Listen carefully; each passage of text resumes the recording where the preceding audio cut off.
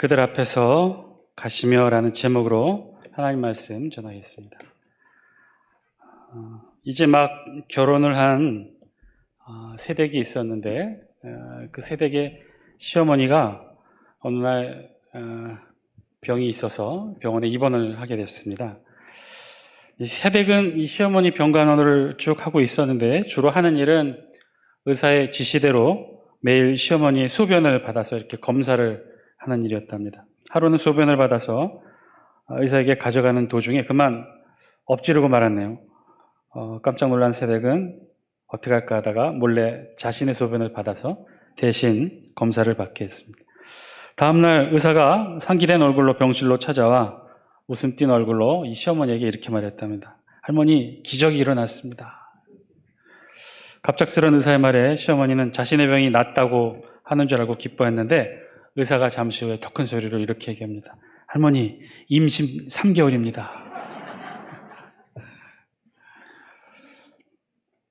여러분, 기적이라는 거를 믿으셔요?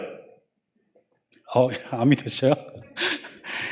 기적이라는 게 어떤 것일까요? 어떤 게 기적일까요? 우리가 알고 있는 일반적인 기적의 뜻은 초자연적인 현상, 있을 수 없는 일들이 일어나는 것, 그래서 하늘이 움직이고 땅이 움직이고 바다가 갈라지는 것, 우리 이런 것들을 기적이라고 이야기하고 있죠.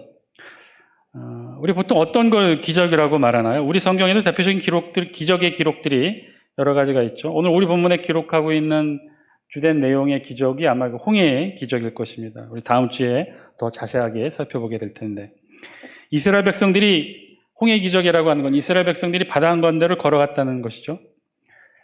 여러분, 이런 것이 기적일까요? 성경의 기적을 믿지 않는 미국의 어느 미션 스쿨의 한 여학생이, 선생님이 학생들에게 이렇게 가르쳤대죠. 제가 전에도 한번 말씀드렸던 것 같은데, 여러분, 성경에 있는 기적은 진짜로 있었던 것이 아니에요. 예를 들어 모세가 백성을 이끌고 홍해 바다를 건너갔을 때 그 홍해 바다의 깊이가 지금 과학자들이 조사해 보니까 6인치밖에 안 되는 깊이였어요.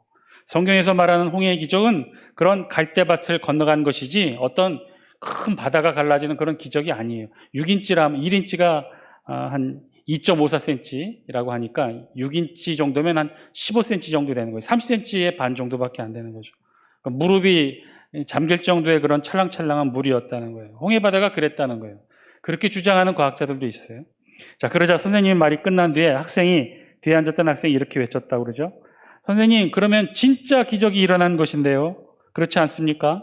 모세와 이스라엘 백성을 따라오던 애굽의 그 큰 군대가 홍해 바닷물에 빠져 죽게 되었는데, 그럼 그들이 모두 이 6인치 깊이의 바닷물에 빠뜨려 죽게 하신 하나님이야말로 진짜 큰 기적을 일으키신 거 아닙니까? 그것이야말로 큰 기적 같은데요. 여러분, 그렇죠? 유머겠지만 참 많은 생각을 하게 하는 말 같아요. 진짜 기적은요, 15cm 깊이의 갈대숲에 애굽의 그 수많은 최정예 군사들, 말탄 기병과 전차와 그 모든 군사들을 다 15cm 깊이의 바닷물에 수상시켰다고 하는 것, 아마 그것이야말로 놀라운 기적일 것입니다. 현대를 살아가는 우리지만요, 21세기를 살아가고 있는 우리지만 사실 우리에게도 기적에 대한 갈증이 있어요. 간절함이 있어요. 우리의 삶 속에서도 아주 간절한 기적에 대한 소망이 있죠. 예를 들면 병상의 환우들이 낫게 되는 기적, 우리 늘 기도하고 있죠. 막혀있는 자녀의 앞길이 열려지게 되기를, 직장의 문제로, 학업의 문제로, 결혼과 출산의 문제로 막혀있는 우리 자녀들의 앞길이 열려지게 되기를 우리 간절히 그 기적을 소망하고 있죠. 암담하고 힘든 우리의 삶이 기적으로 회복되기를 우리 늘 소망하고 기도하고 있습니다. 퍽퍽하고 힘든 우리의 삶이 기적으로 회생하게 되기를 우리 또한 소망하며 살아가는 것이 우리의 삶이기도 하지요. 지금 우리에게도 그 기적을 소망합니다. 기적을 필요로 하는 게 우리의 삶이죠. 기적이 우리의 삶에도 일어나기를 소망합니다. 여러분, 그렇다면 어떻게 하면 이런 기적을 누리며 살아갈 수 있을까요? 아니, 좀 더 근본적인 질문으로 오늘 우리가 접근하고자 하는 그 시각으로 본다면 어떤 게 기적일까요? 우리가 그 기적을 알고 누리고 깨달을 수 있는 것일까요? 오늘 성경은요, 그 홍해의 기적, 우리가 잘 알고 있는 홍해의 기적이 일어나게 되는 배경에 대해 설명한 성경 말씀입니다. 먼저 출애굽의 정확한 경로와 그 과정에 대해 우리 성경은 설명하고 있는데요. 그 정확한 지점에 대해 오늘날에는 이 두 가지 의견이 있습니다. 우리 첫 번째 사진 한 장 보여주실래요? 20절 말씀, 사진 보여주시기 전에 20절 말씀, 20절 말씀 우리 같이 한번 읽겠습니다. 시작. 그들이 숫곳을 떠나서 광야 끝 에담의 장막을 치니. 아멘. 먼저 정확한 이스라엘 백성들의 출애굽 경로를 살펴봐야 되겠는데요. 그 지도 말고요. 세 번째쯤 될 것 같은데. 아니요, 또 다른 지도. 이 지도.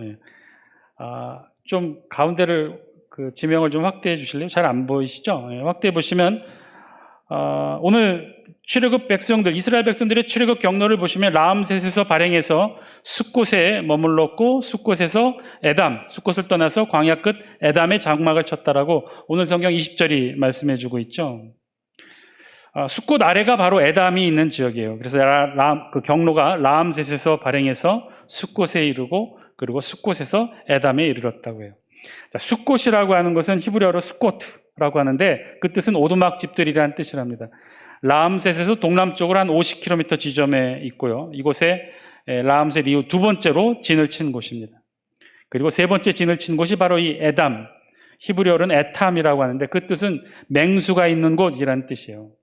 그러니까 지명으로부터 알 수 있는 것이 사실은 이 에탐부터가 사실은 이 일반 애굽의 거주 지역이 아닌 광야로 들어가게 되는 본격적인 여정의 출발인 셈입니다. 자, 숫곳에서 이곳 에담까지는요, 도보로 걸어서 꼬박 하루길이 걸린다고 해요. 즉, 출애굽한 이스라엘 백성들은요, 하루를 꼬박 걸은 후에 에담에 잠시 머물렀다는 것입니다. 그리고 그 다음에 이동한 것이 어디냐? 이제 우리가 다음 시간에 살펴보게 될 출애굽기 14장 2절에 의하면 이렇게 기록되어 있어요. 우리 같이 한번 영상을 통해 출애굽기 14장 2절 말씀 함께 읽습니다. 시작. 이스라엘 자손에게 명령하여 돌이켜 바다와 믹돌 사이에 비하이롯 앞 곧 바알스본 맞은편 바닷가에 장막을 치게 하라. 아멘. 자, 그 다음 라암셋, 숫곳, 에탐 그 다음에 갔던 곳이 어디라는 거예요? 믹돌 사이, 바다와 믹돌 사이 비하이롯 곧 바알스본 맞은편 바닷가. 바로 이곳이 출애굽 이동 경로 마지막 지점이었다는 거예요. 바로 이곳에서 모세는 홍해를 건너 맞은편으로 건너가게 된 것이죠. 그런데 문제는 우리 첫 번째 사진, 제가 올렸던 첫 번째 사진 한 장 보여주시겠어요? 그리고 1-1이라고 하였던 그 확대된 사진 다시 한 번만 보여주실래요? 그 부분만, 가운데 부분만. 그거 말고, 하나 더 있잖아요? 그 부분. 그 부분을 보시면, 지명에 보시면요, 숫곳, 에담, 그 다음에 우리 지도로는 뭐라고 되어 있습니까? 바알스본으로 되어 있죠? 그런데요, 이 바알스본이 있는 지명까지를 보셔요. 자, 여러분들이 보시기에 바알스본이 이 홍해바다 맞은편에 있나요? 아니면 비토라고 하는 호수 맞은편에 있나요? 호수 맞은편에 있죠? 그게 중요해요.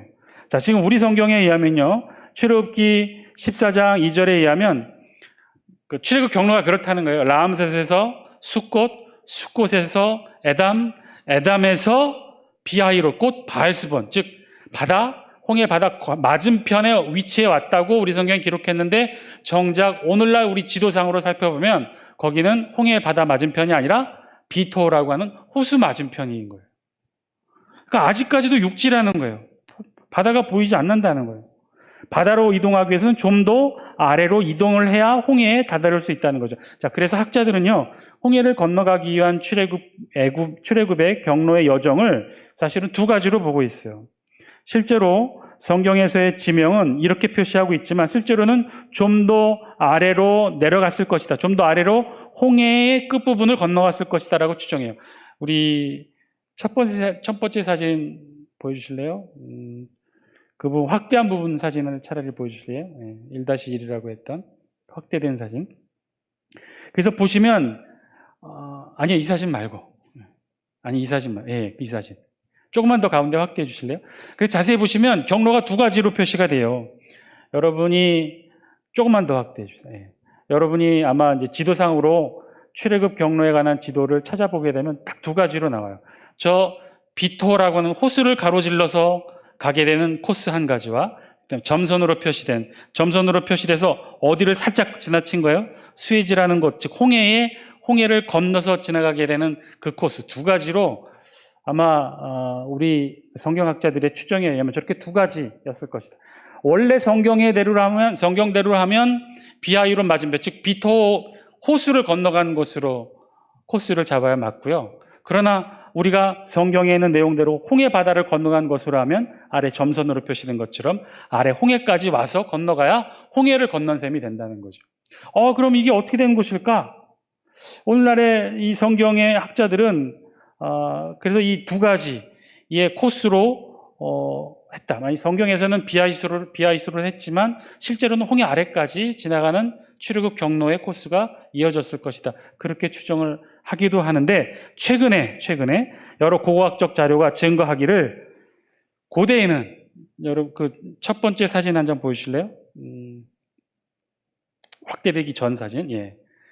저 사진에서 보시면 좀 더 큰 사진 보여주실래요? 저 1-1이고 제일 처음에 큰 사진, 원래 사진 보여주실래요? 그거 말고.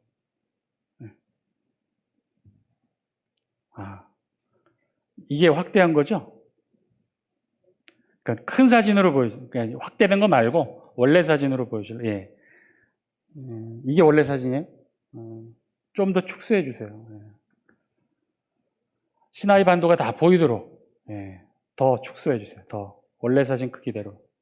시나이 반도.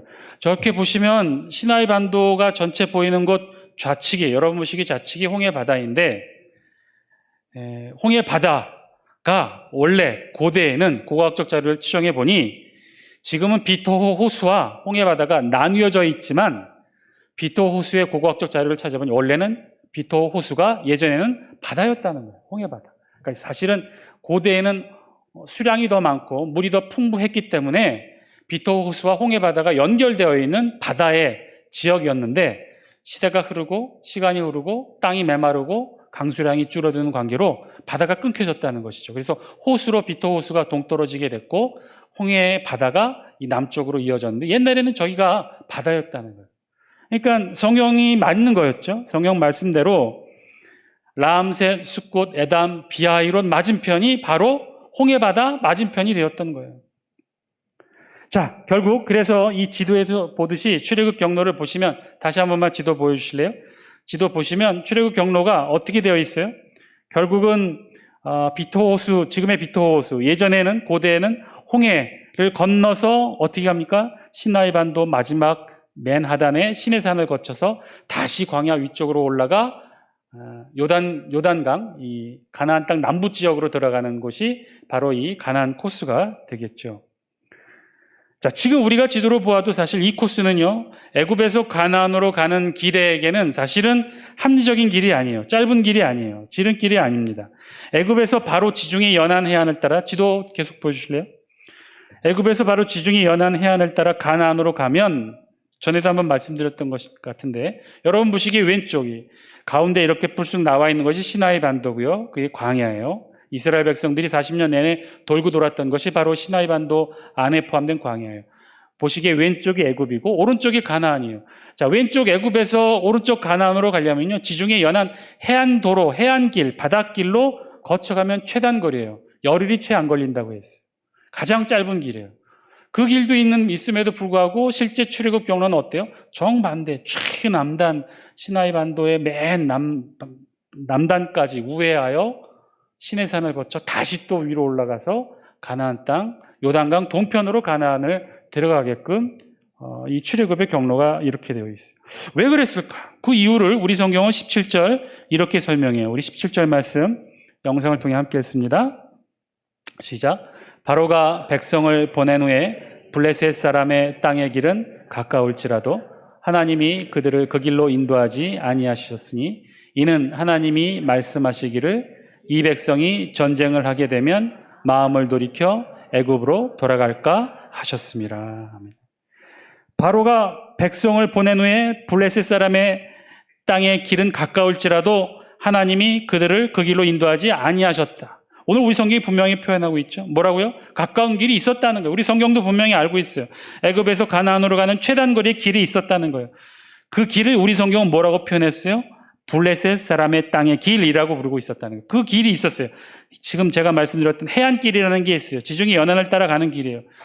열흘도 채 안 걸리는 최단길이에요. 그 길이 있었음에도 불구하고 그 길로 안 가고 최남단으로 돌아서 우회하는 길을 갔다는 거예요. 왜요? 하나님이 그렇게 하셨다는 거예요. 이 길은 오늘 성경이 말하고 있는 이 길, 블레셋 사람의 땅의 길이라고 하는 이 길은 어디를 말하냐면 해안길을 말해요. 그 나머지 한 장 사진 보여주시겠어요? 지도 보시면 이 애굽에서 가나안 땅으로 가게 되는 길은 여러분 보시기에 세 가지 색상으로 표시된 총 세 가지 길이 있다고 합니다.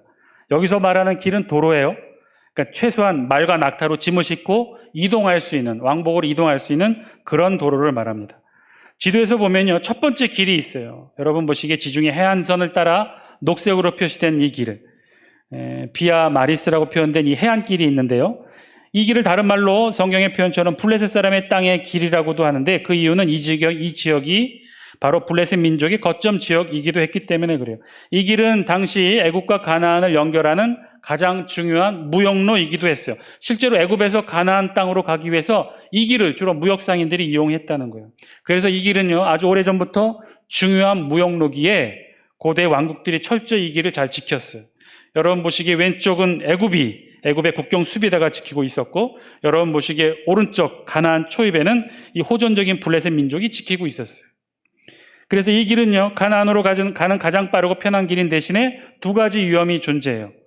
애굽의 정규군이 말과 전차를 타고 추격하기에 너무나 용이한 길이고, 이미 애굽의 국경 수비대가 일부 이 길목을 지키고 있었고, 그리고 이 길의 끝에는 아주 호전적인 블레셋 민족이 기다리고 있었던 이런 위험, 이중 삼중의 전쟁의 위험이 도사라고 있었던 길이 바로 이 길이었다는 거예요. 이제 막 애굽을 탈출한 노예 상태의 이스라엘 백성에게는 사실 감당기 어려운 길이었죠. 자, 그 다음으로 이용하는 도로는 어디였느냐? 이 두 번째 길이에요. 두 번째 길. 여러분 보시기에 있는 이 파란색 길. 이 지도상에 있는 가운데 길인데 이 길은요, 바란 광야를 거쳐 네게부 광야 지역을 거쳐서 요단고원 남부, 즉 가나안 남쪽으로 돌아가는 코스입니다. 여기도 마찬가지 두 가지 위험이 있었어요. 하나는 이 험준한 바란 광야와 네게부 광야를 통과해야 돼요. 길이 매우 거칠고 험해요. 광야길을 거쳐야 했어요. 그리고 그 길의 끝에는 가나안 남쪽을 지키는 가나안 남쪽의 군사가 지키고 있었어요. 역시 마찬가지로 이스라엘 백성들에게는 감당기 어려운 길이었어요. 그리고 세 번째 길이 있는데 여러분 보시기에 이 세 번째 길은 시나이반도 중앙부를 가로질러서 지금의 수에즈만 상부 에시온 게벨에 도착한 후 에시온 게벨에서부터 모압 평지를 거쳐 요단강을 건너는 소위 말하는 이 왕의 대로의 길이에요. 왕의 대로의 길. 여러분 보시기에 색상으로는 빨간색으로 표시된 거예요. 킹스 하이웨이라고 지금도 이용하고 있는 도로예요. 이 길은 조금은 돌아가는 길이지만 에시온 게벨까지만 가면 에시온 게벨에서부터 다마스쿠스, 다메섹이라고 하는 거기까지 이어진 왕의 대로의 길이 지금도 사용되는 아주 편하고 넓은 도로의 길이었어요. 자, 위 세 가지 길 중에 다소 돌아가기는 하지만 그래도 전쟁의 위험이 가장 적은 길이 여러분 보시기에 세 번째 빨간색 길이었어요. 그나마 출애굽한 이스라엘 백성들에게는 그래도 이 길이 아마 최선의 길이었을 거예요. 그런데요, 이스라엘은 이 세 길 중에 그 어디도 선택하지 않습니다. 이스라엘이 출애굽한 길은 이 세 길과는 전혀 다른 길이었죠. 여러분 다시 제일 첫 번째 사진 한번 보여주실래요? 여러분, 이스라엘 백성들의 출애굽길은요, 위에 해안길도 아니고요, 광야를 지나는 가운데 길도 아니고요, 왕의 대로를 지나는 그 길도 아니었어요. 최남단, 지금의 비토 호수에서부터 홍해를 건넌 후 계속해서 시나이반도 남단까지 내려가 시내산에서 다시 디베라 하세롯을 거쳐 에시온 게벨로 이어지는 그야말로 완전한 우회로를 선택한 것이죠. 그러면 왜 이 길을 선택했을까요? 우리 성경은 그 이유를 이렇게 설명합니다. 이는 하나님이 말씀하시기를 이 백성이 전쟁을 하게 되면 마음을 돌이켜 애굽으로 돌아갈까 하셨습니다. 전쟁을 하게 되면 이들이 마음을 돌이켜 애굽으로 돌아갈 것이다. 하나님은 이스라엘 백성들을 생각하셔서 일부러 그렇게 홍해길, 광야길로 인도하신 거죠. 먼저 하나님은 일부러 홍해를 건너가게 하셨다는 거예요. 홍해를 건너서 그래서 추격하는 애굽의 최종의 정규군을 일거에 다 수장시키시고 그래서 애굽의 세력권에서 완전히 벗어나게 하신 후에 애굽의 노예의 신분에서 하나님의 최종의 선민으로 만들기 위한 충분한 시간을 벌도록 하시기 위해 그 어떤 정규 도로도 아닌 최남단 우회 도로를 선택하게 하셨던 거죠. 첫 번째 해안길, 중부 광야길, 세 번째 킹스하웨이, 왕의 대로로 가는 이 길은요, 모두 다 이 세 가지 길의 출발은요, 애굽에서부터 출발해요. 홍해를 건너지 않아도 돼요. 편한 길이었어요. 그럼에도 불구하고 그 길을 선택하지 않으시고 홍해를 건너서 시나이 반도 최남단으로 돌고 돌아서 굉장히 먼 길로 우회하게 하셨던 그 이유가 여기에 있었다는 거예요. 일부러 하나님은 그렇게 하셨다는 거예요. 홍해를 건너게 하셨다는 거예요. 돌고 돌아 긴 우회로의 길을 걷게 하셨어요. 그랬던 것이죠. 이스라엘 백성들로 하여금 홍해를 건너 기적을 체험하게 하신 것, 그 이유와 목적, 어쩌면 그것은요, 하나님의 계획된 세심한 하나님의 사역의 손길이 있었다는 거예요. 다른 좋은 길, 편한 길, 빠른 길도 있었지만 하나님은 그런 길 택하지 않으셨어요. 일부러 바다를 건너게 하시고 일부러 돌고 돌아 시나이 반도 최남단까지 돌아 우회하게 하신 거예요. 그랬던 것이죠. 우리가 알고 있었던 홍해의 기적, 바다가 열리고 그곳을 건너고 추격하는 애굽의 군사들이 일순간 수장되는 그런 멋진 기적의 모습, 사실은요, 다 하나님이 준비하고 예비하신 계획한 일의 일부였다는 거예요. 그리고 어쩌면 다른 길도 있었는데, 편하고 빠른 다른 길도 있었는데 하나님이 일부러 그렇게 홍해의 바다를 건너가게 하신 이유도 거기에 있었다는 거예요. 우리가 알고 있는 홍해의 기적, 사실은 그랬다는 거예요. 멋있고 화려해 보이지만 사실은 일부러 하나님이 그렇게 인도하신 하나님의 섬세한 사역의 길이었다는 거예요. 충분히 다른 길도 있었어요. 다른 길로 돌아갈 수도 있었지만 그렇게 하지 않으시고 하나님이 그 길고 긴 우회의 길로 이스라엘 백성들을 인도하셔요. 홍해의 기적, 사실 우리가 알고 있는 그 기적은요, 그렇게 해서 이루어졌다는 거예요.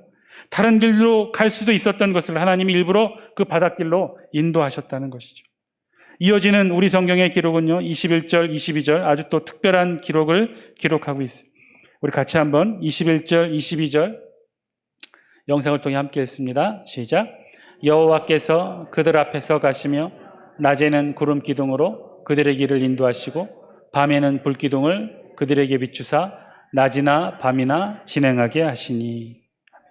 낮에는 구름 기둥, 밤에는 불 기둥이 백성 앞에서 떠나지 아니하니라. 아멘. 낮에는 구름 기둥, 밤에는 불 기둥이 이스라엘 백성 앞에서 떠나지 않았다고 우리 성경이 기록하죠. 이것도 마찬가지로 놀라운 기적의 일부죠. 기둥이라고 번역된 이 단어의 원어의 뜻은요, 그야말로 진짜 기둥을 의미합니다. 궁전의 기둥, 집의 기둥을 의미하는 그런 기둥이에요. 그러니까 오늘 말씀을 이 말의 의미와 제대로 다시 한번 해석하면 구름과 불이 진짜 기둥의 형태를 이루며 이스라엘 백성들을 인도했다는 것이죠. 그렇다면 이스라엘 백성들을 인도했던 이 구름 기둥, 불 기둥, 두 개의 별개의 두 개의 기둥이었을까요? 성경학자들은 그렇게 보지는 않고 있습니다. 한 개의 기둥이 낮에는 구름의 형태로, 밤에는 불의 모양으로 이스라엘 백성들을 그렇게 인도했다라고 보고 있어요. 자, 여기에는 두 가지 목적과 의도로 구름과 불의 형태를 하고 있다는 것이에요. 첫 번째는 시각적 이유죠. 왜 하나님이 구름 기둥, 불 기둥으로 이스라엘 백성들을 인도하셨을까? 그 이유, 첫 번째는요, 시각적 이유가 있다는 거예요.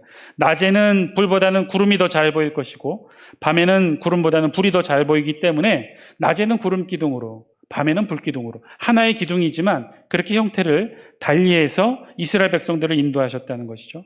그리고 두 번째 이유는 아마 온도와 날씨 때문이었을 것입니다. 이 광야, 즉 사막 지형의 기후이니까 낮에는 매우 덥고 밤에는 또 급격한 온도차가 있어서 매우 또 추운 지역이 바로 이 지형이에요. 그러니 낮에는 어때요? 구름 기둥으로 뜨거운 태양을 가려주는 그늘 역할을 할 것이고, 밤에는 이 강력한 이 구름 기둥이 곧 불 기둥으로 바뀌어 이 백성들을 밤에는 추운 지역의 이 사막 지형에서 따뜻한 열을 발산하는 그러한 역할들을 하게 했을 것이라는 거죠. 구름 기둥, 불 기둥, 어떻게 보면 이것도요, 홍해를 건넌 기적 못지않게 이스라엘이 경험했던 커다란 기적의 일부였을 거예요. 이스라엘 백성들이 이런 경험을 어디서 할 수 있겠습니까? 실제로 이스라엘 백성들도요, 가나안 정착 이후에는 이런 정도의 기적을 경험하지는 못해요. 이스라엘 백성들이 그 수많은 수천 년의 이스라엘 역사를 통틀어 광야 40년간 출애굽을 하면서부터 겪었던 광야 40년간 가장 많은 기적과 이적들을 체험을 합니다. 22절, 낮에는 구름 기둥, 밤에는 불 기둥이 백성 앞에서 떠나지 아니하니라. 성경에 의하면요, 40년 내내, 광야 생활 내내 이 구름 기둥과 불 기둥이 이스라엘 백성들을 떠나지 않고 지켰다고 기록해요. 그랬던 것이죠. 낮에도 밤에도 이스라엘을 떠나지 않고 지켰던 이 구름 기둥, 불 기둥. 그 구름 기둥과 불 기둥은 낮과 밤에 이스라엘 백성들의 길을 안내했고, 낮에는 그늘로, 밤에는 따뜻한 열기로 이스라엘 백성들을 광야 생활 내내 지키고 떠나지 않았다는 거예요. 구름 기둥, 불 기둥, 이스라엘 백성들이 체험한 이 홍해의 기적 못지않은 이것도 큰 기적이었을 것입니다. 놀라운 사건이고 잊지 못할 기억일 것입니다. 그런데요, 이런 것도 물론 기적이겠지만 진짜 기적은요, 사실 따로 있었어요. 진짜 기적, 이스라엘 백성들이 경험한 진짜 기적, 그것은 이것이에요. 어떤 거냐면 여호와께서 그들 앞에서 가시며 낮에는 구름 기둥으로 밤에는 불 기둥으로 그들을 인도하셨다는 거예요. 구름 기둥, 불 기둥으로 이스라엘 백성들을 떠나지 않고 지키셨던 여호와 하나님이 늘 그들 앞에서 이스라엘 백성들과 함께 하셨다는 그 사실이 진짜 기적이라는 거죠.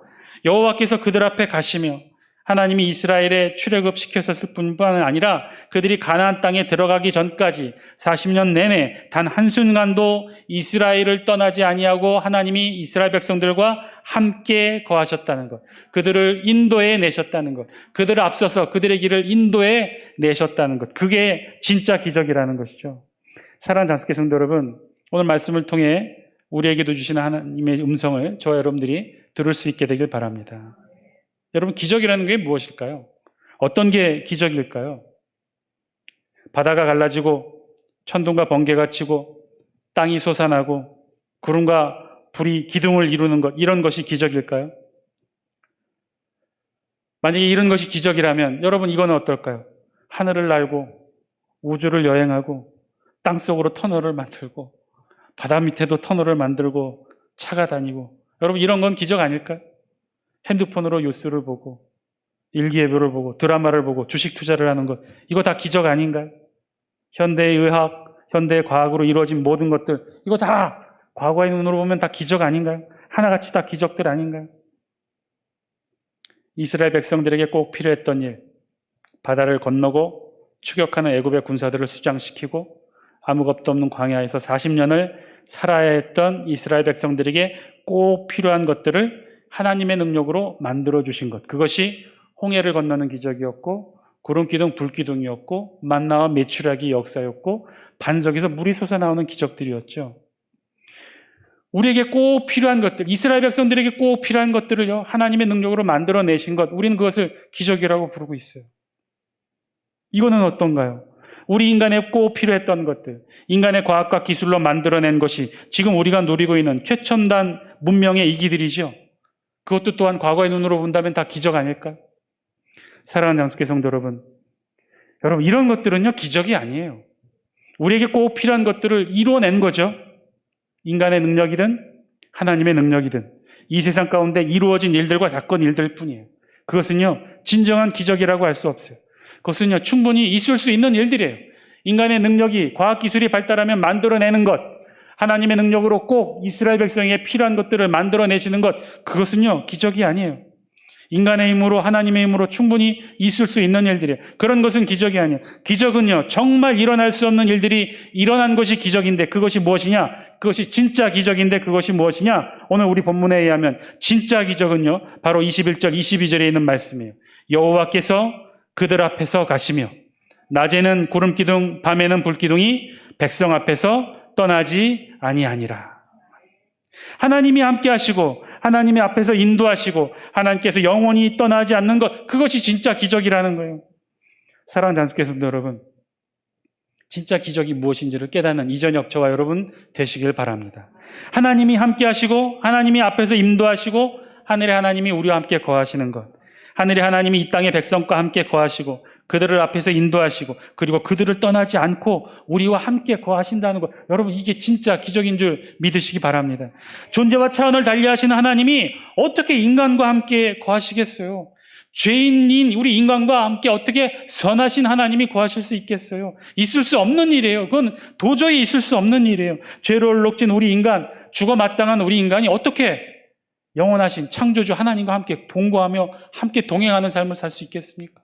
아니, 그 하나님이 아예 우리 안에 내주하시면서 우리와 함께 영생토록 우리와 함께 삶을 살아가시는 이 삶, 이것이 어떻게 이루어질 수 있겠습니까? 이것이야말로 기적 아닌가요? 있을 수 없는 일이죠. 그것이 진짜 기적이죠. 출애굽한 이스라엘 백성들의 진짜 기적은요, 바로 그것이었어요. 홍해를 가르고 구름기둥, 불기둥의 보호를 받는 것, 그것이 진짜 기적이 아니라 하늘의 하나님이 이스라엘 백성들과 함께 하시고 저들 앞에서 인도하시고 저들과 함께 영원토록 함께 하시는 것. 오늘 그 하나님께서 우리 모두와도 함께 하시는 줄 믿습니다. 오늘 본문의 하나님이 출애굽한 이스라엘 백성들과 함께 하신 하나님이 이 시간 저와 여러분들과 함께 하시겠다는 거예요. 하늘의 하나님이 죄로 얼룩진 우리들 하나하나 다 찾아오셔서 우리와 함께 동행하시고 뿐만 아니라 오늘 성경에 하면 우리보다 앞서 우리 길을 인도해 주신다. 이것이 진짜 놀라운 하늘의 기적인 줄 믿습니다. 이것을 믿는다면요, 저와 여러분들은 늘 그 기적을 체험하고 있는 거예요. 그 기적 속에 살아가고 있는 거죠.